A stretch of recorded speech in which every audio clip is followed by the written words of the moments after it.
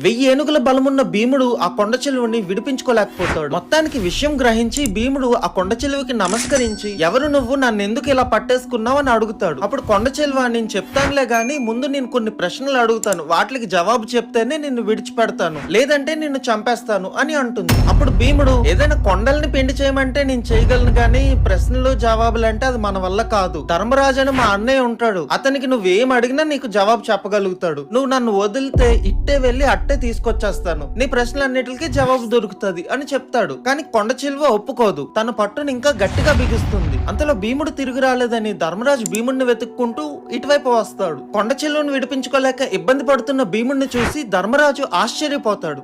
అప్పుడు భీముడు ధర్మరాజుకి విషయమంతా చెప్తాడు. కొండ చిలువ అడిగిన ప్రశ్నలన్నిటికీ ధర్మరాజు జవాబులు కరెక్ట్ గా చెప్తాడు. దాంతో కొండ చిలువ రూపంలో ఉన్న నహుషుడికి శాప విమోచనం జరుగుతుంది. నహుషుడు ధర్మరాజుకి నమస్కరించి తన దేవలోకంకి తిరిగి వెళ్ళిపోతాడు.